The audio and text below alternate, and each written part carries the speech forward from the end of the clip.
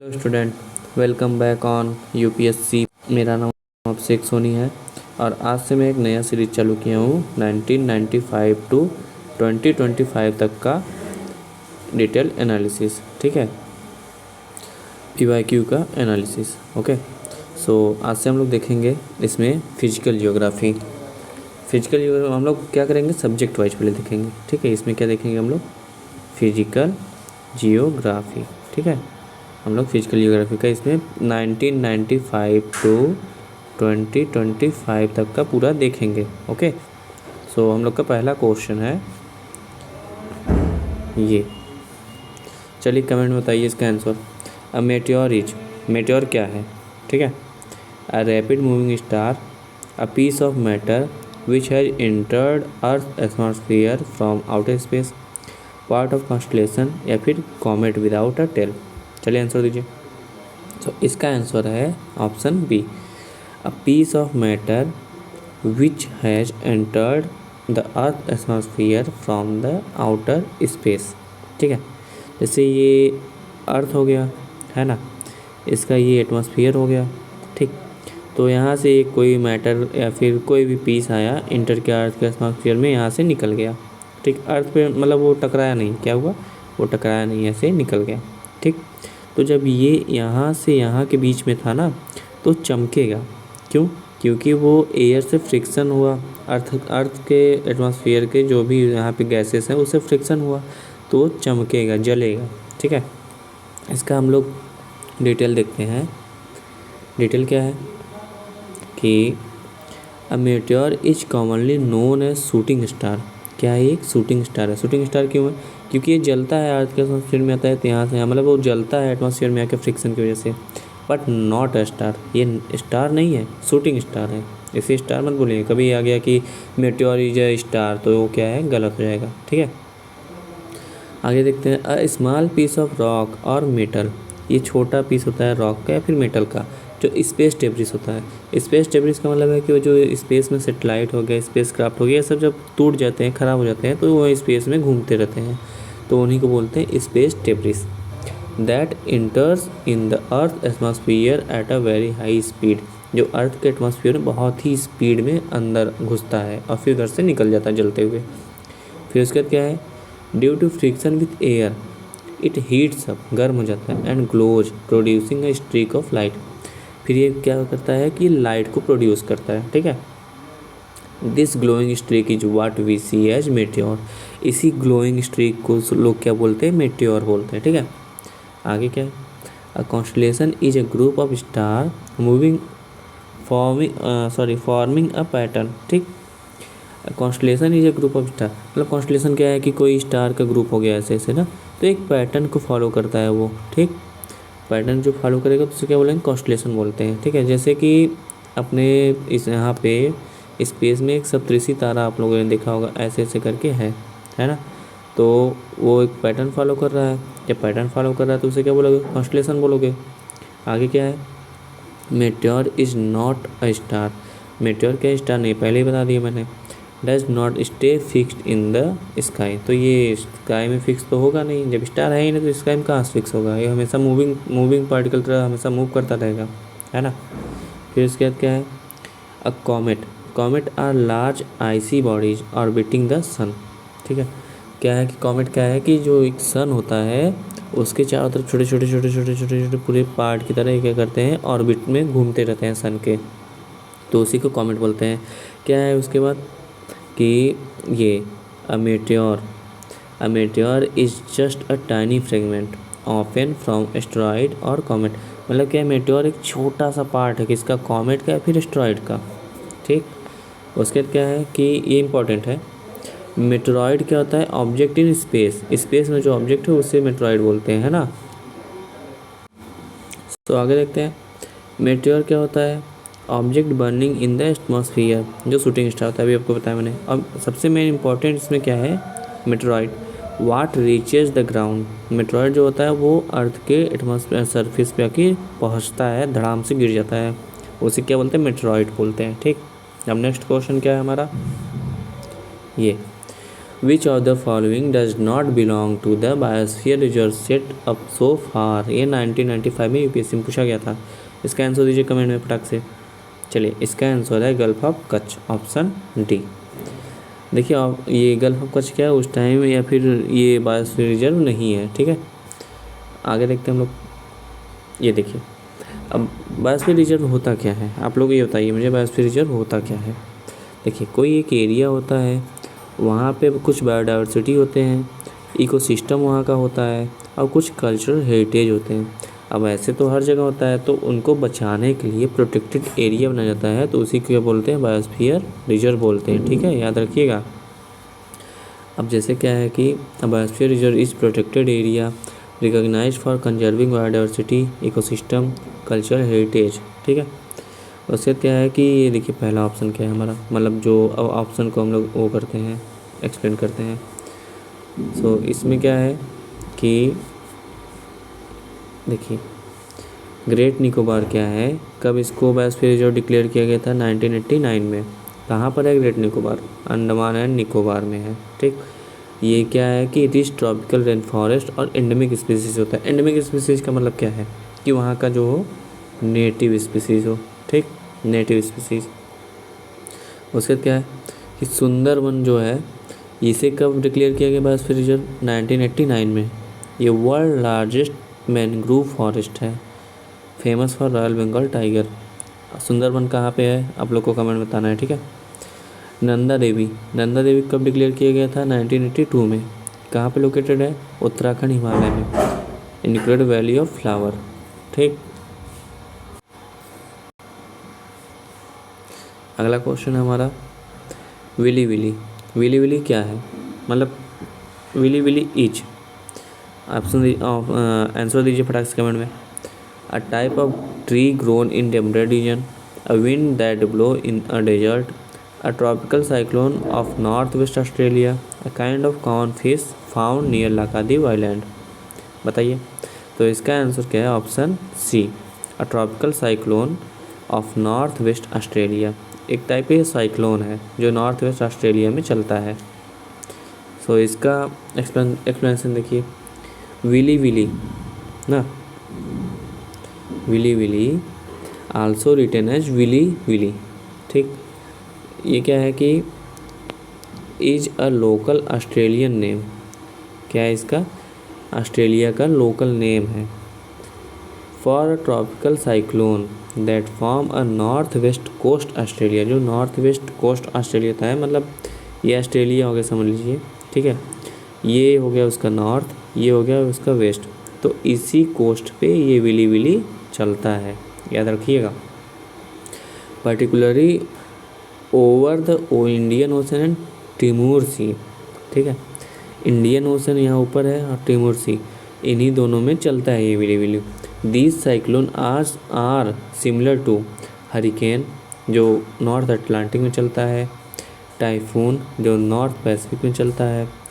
In Australia they are simply called cyclone, Australia में इनको क्या बोलते हैं, साइक्लोन बोलते हैं। But the older traditional term is willy, लेकिन पुराने जो ट्रेडिशनल टर्म है इसको क्या बोलते हैं, विली बोलते हैं। ठीक है, उसके बाद क्या है कि यूपीएससी यूज करता है मेट्रोलॉजिकल मीनिंग को, कैसे, a tropical cyclone of north west Australia, यही आता है सीधा कि a tropical cyclone of north west Australia, willy क्या है। ठीक है, नेक्स्ट क्वेश्चन हमारा है कि which of the following is a continent with the highest mean elevation in the world, मतलब सबसे बड़ा एलिवेशन पे कौन सा कॉन्टिनेंट है ये बताइए। तो इसका आंसर क्या है, इसका आंसर है एंटार्क्टिका। एंटार्क्टिका क्या है कि ये सबसे ऊंचे पे है। इसका एक्सप्लेनेशन हम लोग देखते हैं कि एंटार्क्टिका हैज हाईएस्ट एवरेज, मतलब mean of elevation of all continent, सब कॉन्टिनेंट से सबसे ऊंचा एंटार्क्टिका ही है। Antarctica is covered by a very thick ice sheet, मतलब बहुत ही मोटे आइस शीट से क्या है कि कवर है। ठीक, the ice sheet average 1.9 kilometre, मतलब 1.9 किलोमीटर मोटा है ये। इसका क्या है कि ये मोटाई क्या है, 1.9 किलोमीटर है। In many places ice thickness reaches 4 और बहुत बहुत जगह क्या है कि 4-4 किलोमीटर तक का भी हो जाता है इसका थिकनेस, ठीक है। कंपेरिजन विथ अदर कॉन्टिनेंट, सो इसका क्या है कि अंटार्कटिका जो है 2500 मीटर तो 2500 मीटर हाईएस्ट है। एशिया का 950 मीटर है। नॉर्थ अमेरिका 700 मीटर है। साउथ अमेरिका क्या है 600 मीटर है। ऐसे और सब क्या है इससे नीचे, यूरोप नीचे है, अफ्रीका भी नीचे ही है, ठीक है। सो नेक्स्ट क्वेश्चन हमारा क्या है कि which of the following layer of the atmosphere is responsible for the deflection of radio wave. देखिए ये क्वेश्चन तो हमेशा बनाता रहता है कि कभी पूछता है कौन से स्फीयर में रेडियो वेव चलता है, कभी कभी पूछ लेता है कि ये डिफ्लेक्शन ऑफ रेडियो कौन से स्फीयर में होता है। सो आप लोग को इसका तो आंसर पता होना ही चाहिए। इसका आंसर है आयनोस्फीयर, ऑप्शन डी, ठीक है। अब हम लोग आगे देखते हैं इसका एक्सप्लेनेशन कि देखिए आयनोस्फीयर क्या होता है, द लेयर दैट रिफ्लेक्ट और डिफ्लेक्ट रेडियो वेव। आयनोस्फीयर में क्या होता है कि जो रेडियो वेव होता है उसे रिफ्लेक्ट करता है फिर डिफ्लेक्ट कर देता है back to the earth surface, जो अर्थ सरफेस से वापस आ जाता है। The ionosphere contain a high concentration of ion. इसमें क्या होता है हाई कंसनट्रेशन ऑफ आयन होता है, ठीक। आयन का मतलब है कि इलेक्ट्रॉन हो गया, प्रोटॉन हो गया, ये सब, एंड मतलब केटायन एनायन वाला। फ्री इलेक्ट्रॉन्स, इसमें फ्री इलेक्ट्रॉन्स भी होते हैं, created by the sun's UV and X rays radiation से। यूवी मतलब अल्ट्रा वायलेट रेज से और एक्स रेज से। अब मुझे आप लोग कमेंट बताइए कि एक्स रेज का खोज किसने किया था, हु डिस्कवर्ड एक्स रेज, ये कमेंट में बताइएगा ज़रूर। अब आगे देखते हैं क्या है कि देखिए because of these charge particle ionosphere can reflect radio waves. ये जो फ्री इलेक्ट्रॉन हो गया यूवी और एक्स रे से बना है, या फिर हाई कंसंट्रेशन ऑफ आयंस हो गया, इन सब की क्या होता है कि आयनोस्फीयर में रेडियो वेव क्या होता है रिफ्लेक्ट होता है, बेंड मतलब रिफ्लेक्ट होता है रेडियो वेव, ठीक। उसके बाद help in long distance radio communication. इसी में ही जो हम लोग जैसे रिमोट से टीवी भी चलाते हैं तो वो सिग्नल जाता है लाल कलर जो उसमें देखेंगे जो रेड लाइट होता है रिमोट में, वो क्या ऐसे ही चल जाता है क्या, वो मतलब सिग्नल भेजता है आयनोस्फीयर में। आयनोस्फीयर क्या करता है सैटेलाइट भेजता है, वहाँ से फिर रिफ्लेक्ट करता है ये सिग्नल को, तभी हम लोग का क्या होता है लॉन्ग डिस्टेंस रेडियो कम्युनिकेशन होता है, ठीक है। This is why radio signal can travel beyond the horizon और रीच 1000 किलोमीटर अवे, इसीलिए होता है, ठीक है।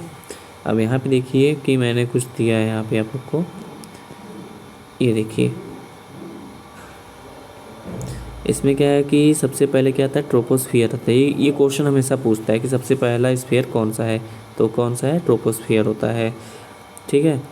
ये क्या होता है 12 से 18 किलोमीटर का ये मतलब रेंज होता है इसका, 12 to 18 किलोमीटर। उसके बाद क्या होता है स्ट्रेटोस्फीयर में ही ओजोन लेयर है, याद रखिएगा। इसका क्या 11 to 50 किलोमीटर होता है। उसके बाद क्या होता है मेसोस्फीयर क्या होता है 40 to 90 किलोमीटर के बीच में होता है। इसी में मेट्रोलॉजिकल रॉकेट या फिर इसी में कॉमेट दिखता है, ठीक है। मेटियोर्स हो गया, कॉमेट हो गया, ये सब इसी में दिखता है। उसके बाद क्या होता है थर्मोस्फीयर होता है। थर्मोस्फीयर में क्या होता है कि इसी में ऑरोरा होता है। ऑरोरा आप लोग को पता होगा तो आप लोग कमेंट में बताइएगा, नहीं तो नेक्स्ट कभी ऑरोरा का टॉपिक है तो मैं बताऊंगा। उसके बाद क्या होता है एक्सोस्फीयर होता है। एक्सोस्फीयर में क्या होता है स्पेसशिप होता है, सैटेलाइट होता है, यही सब होता है। तो इन्हीं दोनों को मिला करके आयनोस्फीयर भी बनता है, ठीक है, आयनोस्फीयर भी बनता है, ओके। सो नेक्स्ट हमारा क्या है, कमेंट में आंसर दीजिए इसका फटाक से। तो देखिए असर्शंस और रीजन का है, area near the equator receive rainfall throughout the year. मतलब जो ये इक्वेटर है इसके पास का जो ये एरिया है यहाँ पे हमेशा बारिश होता रहता है थ्रू आउट द ईयर। क्यों, high temperature and high humidity cause convectional rain in the most often afternoon near the equator. क्या यही रीज़न है कि हाई टेम्परेचर होता है, हाई ह्यूमिडिटी होता है, इसलिए कन्वेक्शनल रेन होता है। कन्वेक्शनल रेन का मतलब कि यहाँ से गर्म हुआ, बादल बनाया, फटाक से बारिश हो गया, ठीक है।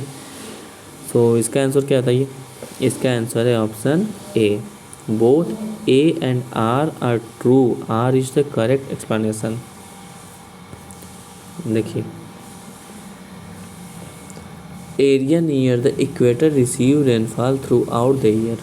ठीक, जो एरिया होता है इक्वेटर के पास का वो सच में हमेशा 12 महीने में हमेशा वहाँ पे बारिश होता रहता है।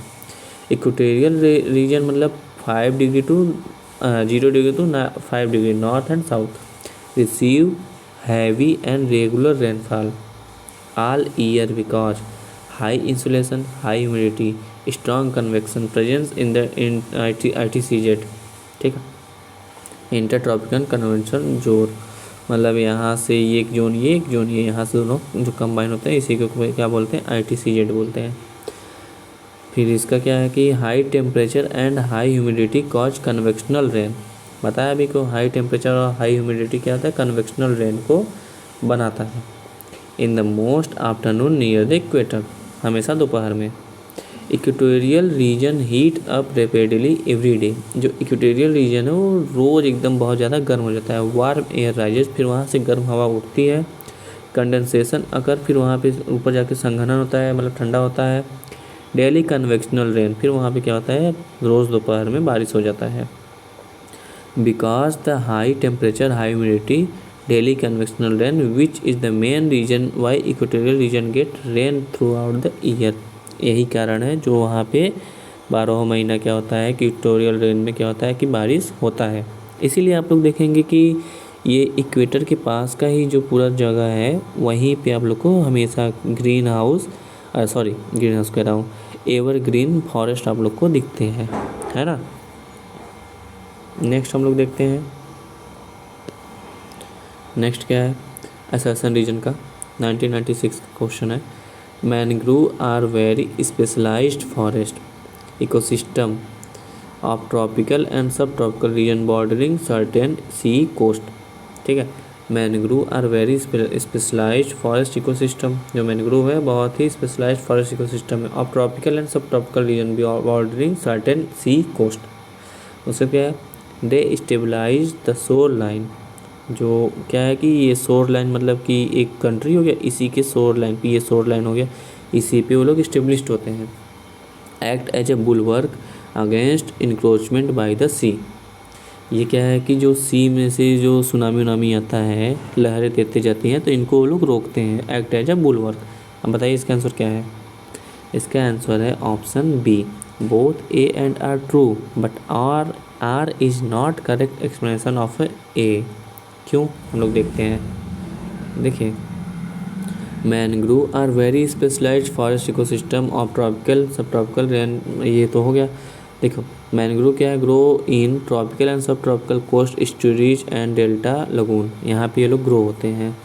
एरिया विथ सेलाइन ब्रेकिस वाटर, ये बहुत ही इंपॉर्टेंट है, ये पूछा है कि मैनग्रोव कहाँ पर ग्रो करते हैं, सेलाइन ब्रेकिस वाटर में, खारे पानी में। ठीक है, उसका they are specialised because they tolerate salinity, वो स्पेशल है क्योंकि वो टॉलरेट सैलिनिटी, मतलब जो नमक वाला पानी होता है, मतलब नमकीन पानी होता है, उसे क्या है टॉलरेट करते हैं।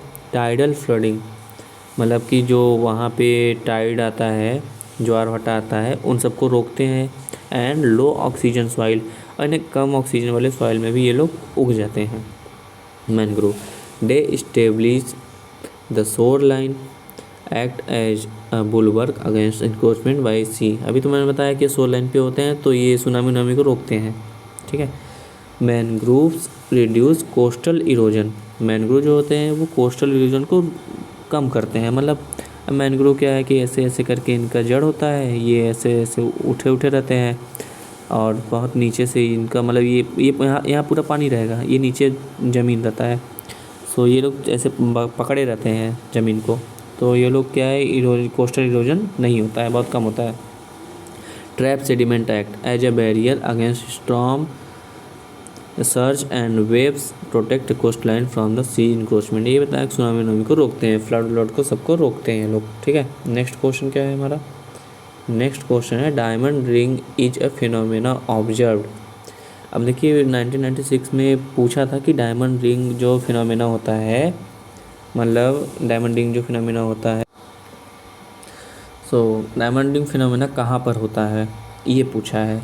Eight the start of total solar eclipse at the end of total solar eclipse only along the peripheral region of the totality trail और only in the central region of the totality trail. तो इसका option answer क्या है? Option ए है।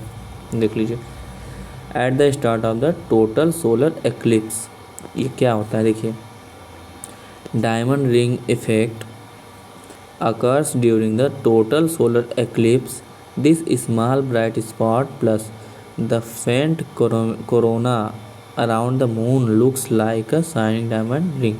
ये कब बनता कैसे है? देखिए, eight the start of solar eclipse just before totality, eight the end of the solar eclipse just after the totality.